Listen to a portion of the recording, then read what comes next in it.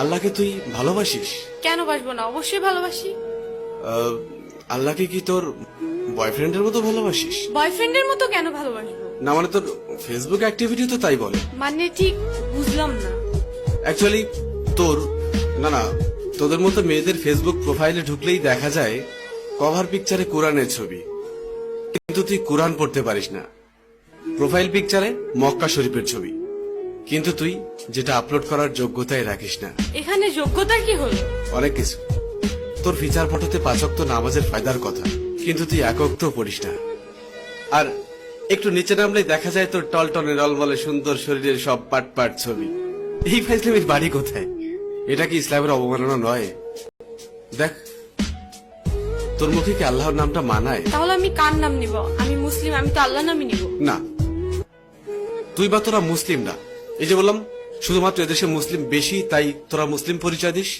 Actually তোদের নিজেদের তৈরি করা খোদা আছে, যে খোদা তোদেরকে স্বাধীনভাবে উল্টাপাল্টা করে চলতে আর ফাউল ভাবে পোশাক পরতে বলেছে। আমি শাড়ি হিজাব এগুলি কি পরি না, নাকি সেদিন তোর চোখে সমস্যা থাকে? হিজাব পরা পিক আপলোড করে লিখিস অনেকদিন পর হিজাব। বাহ, একদিন হিজাব পরে তুই উদ্ধার করে দিয়েছিস।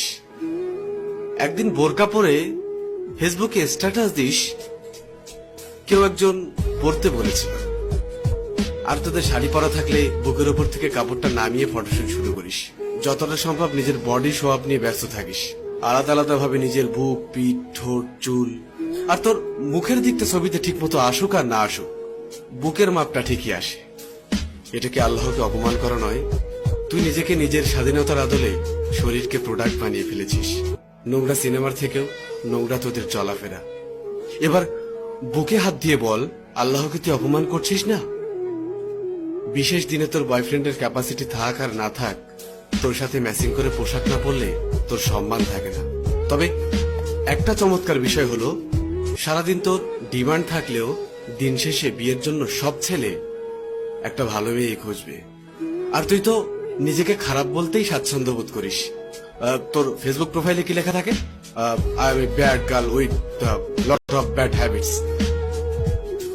এটা কি ইসলামকে অপমান করা নয়? যার লাইফে যাবি তার লাইফটা তো পুরা। হ্যাঁ, আচ্ছা বাদ দে, খাতাটা কই? কিরে, মন খারাপ করলি? রিমা।